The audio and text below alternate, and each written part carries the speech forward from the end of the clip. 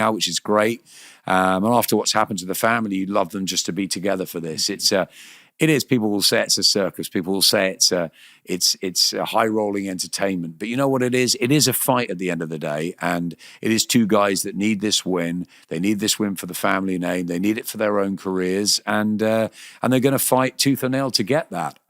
It's going to be fascinating, and I really can't pick an outright. I won't pick it, but I can't pick it, if you see what I mean. And talking to people around on the trains and around the shops and everything, and people stop and they go, "Oh, that Ben's going to knock out Eubank," or that Eubank's going to whatever. I think talking to people out there, I've talked to hundreds in the last few weeks. I would say it's pretty split, but I would think more are probably going for Eubank, which is, I guess, the right way to look at it at the moment. But either of them could win.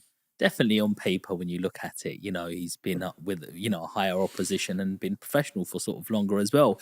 I just do feel that, Eubank is really playing a chess match, and suppose I've got another question here for you. How much is the pre-fight before the fight? Because it feels like Eubank is really just winding Conor up as much as possible, so he exerts all of his sort of frustration out.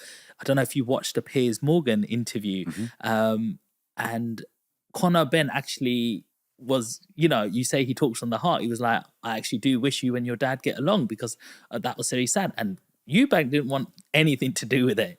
He just wanted it back into a rough fight. I mean, Chris is just trying to control the whole narrative. Conor is a great guy. Chris is a great guy. I like them both. They're both very different. A little bit reminds me slightly of Carl Froch and George Groves, two totally different personalities. I don't know if you spend much time with either, but I spent so much time with Carl and so much time with George, and I like them both very much. And now they've got a sort of fun friendship after years of hatred. I remember commentating with Carl in Vegas, and he just wouldn't. George was over in one of the press rooms, and he just wouldn't go near him. And I was like, "Carl, come on, it's just ridiculous." I'd go and see George, and George go, "Is he not coming over again?" And it was just so silly. And we sort of thawed the ice actually on a Sky night. We got both of them together in studio, and now they get on. But they are different people, very different people. They're never going to hang out together like as best chums, because they're just different. And I think that with Chris and Conor, and a bit like Senior and Nigel, they're not going to hang out together. They have different pathways in life. And I think Michael Watson has helped bring, who's a great, wonderful man, Michael, and just celebrated his 60th birthday. He's doing a mile of the marathon. He's for the Brain and Spine Foundation with Peter Hamlin and the team. He's fantastic, Michael. And I think one of the reasons that Chris and Nigel, Chris Senior and Nigel are better now is because of Michael. And I think that's great. I love seeing that. Barrera and Morales hated each other for years, but eventually their wives put them together and said, this is nonsense. And the four of them go out for dinners now, which is great, because they've shared their souls in the ring, and they've given us so much entertainment. It's wonderful that they can find I love that at the end, don't you, when the bell goes and fighters embrace, like the respect after all the sort of nonsense beforehand. And they've got to get themselves into a way of, I'm going to win this fight, nothing, but one is going to lose or likely to. And I think that it's great to see that sort of respect afterwards. And I think with Chris Jr. and Conor at the moment, they're in that high sort of pressurized pre-fight mode where training's tough. They're trying to make weight, their last spars, all of that. So when you get onto a Piers Morgan show, he's probing them with wonderful questions and trying to sort of get a great hour of entertainment television-wise. Obviously, they're going to react in different ways, but I fundamentally think they're both good guys. Chris lives his life, and Conor lives his life, and they're very, very different. But as a broadcaster, as an interviewer, as somebody around the boxing world, I love it when I see both of them. I think they're dynamite on camera, and they're great in the ring too. So look, I wish them the very best, the pair of them. I think Spurs will be absolutely on heat. I think it will be. I mean, it's a wonderful stadium. We've been there before with AJ and Usyk won. Obviously, Tyson's fought there as well. But I got to know Daniel Levy and the staff pretty well. back when they fought, AJ lost for the first time against Usyk, and it's an incredible stadium. I'm a big Liverpool fan, so I love it when Liverpool beat them there. And I get to enjoy the stadium too. But no, it's a great home actually for boxing. Wembley's wonderful, but Spurs is also good. So I think it's going to be phenomenal on the night. And I can't tell you how many people have asked me to go and get tickets, and I don't think there's any left. It's that sort of an event. So. It'll be brilliant to be there for DAZN and commentating on it, and I can't wait for it. And ultimately, it is all the fun in the games, but these two know how to sell a fight, and it's great that the casual fans drop in 2 or 3 times a year. We need to keep that going for the big fights because we need people talking boxing. And as I said earlier, boxing's in a wonderful place. It's at a fantastic spot now. Young fighters are coming through. The heavyweights are just rolling. You could take almost any of them out of that magic pot, put them together, and we're going to get a good fight. And great matchmaking will mean great fights ahead. And I love what His Excellency Turki Al-Sheikh has done. He's got everybody working with each other. It means that fights are going to be made, fighters get paid more money, and fans get better quality matchups. It's a win-win.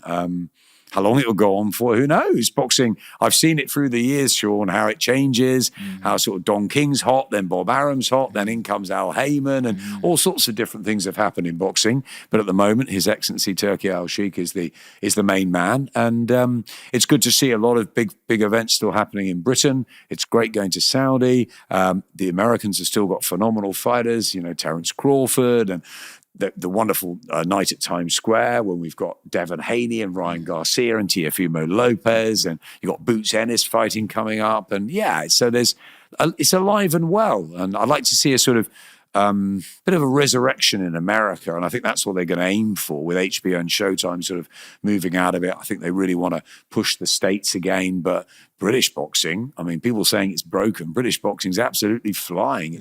It's terrific. And it's great because, as you say, you were inspired. I was inspired by the Barry McGuigans. Tommy Hearn's my hero. And now I see the young who are inspired to come on, and they want to follow in the footsteps of AJ and Fury, or they want to follow in the footsteps of your Amir Khans, your Ricky Hattons, your Kell Brooks. It's great times, and especially for the women too. Lauren Price coming through now, and that big fight made with Michaela Mayer, and you've seen Katie just, the flag bearer for women's boxing, and Tasha and Terry Harper, 3-weight champion, defending her world title on the big show in Doncaster in May. It's great fights, great nights ahead, and great time to be in boxing. Look, Adam, you're absolutely like an encyclopedia, and somebody who does podcasts and speaks on stages himself, public speaker, etc., can only be in awe the way you sort of conduct yourself as well. Everything is like a storytelling. It's like a process you go through, this way, that way, what it actually is, what other people are thinking. I want to find out what made Adam Smith. I mean, did you always want to be a commentator? Was you always good at talking? Where did this start from? Talk to me back. Let's go back in time. And you're 9 or 10 years old. What's happening? What's going on? I think there's 2 words that have carried me through life. One is passion, and the other one is sport. I'm a sports nut. I love pretty much every sport. My family will tell you, I could watch anything, whether it's in no order. Tennis is probably my favorite sport. Boxing's my business. Really? It's a strange one to say, and I love boxing and fighters to the core. But watching sport, I love watching tennis. I love football. I'm a massive Liverpool fan. Have been since I was 4 or 5 years old. My kids, 2 of my 3 kids are. I love everything: snooker, darts, rugby, cricket, golf. I just everything. I love sport, racing. There's something about. I think it was because I was not very good at it. I think it was because I was always trying to get into teams and never quite made it, or I'd get into the B's or C's. I'd never quite make that sort of team. I would be 12th man on the cricket pitch. I was always sort of missing out, and so I got I guess I got quite good at talking about sport and watching it. And I says if all my friends were better sports people than I was better at talking about sport than them. My mother's family, quite a theatrical family. My dad's in retail.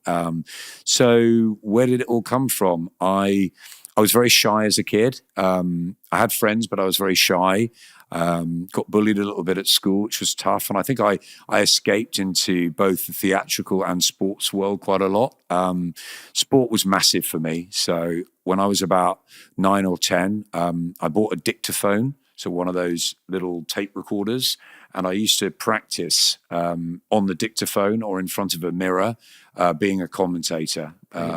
So I guess I think my mum wanted me to be an actor. But again, I acted a lot at school and at uni, and I did drama at uni, but I was not very good. I was definitely not as good as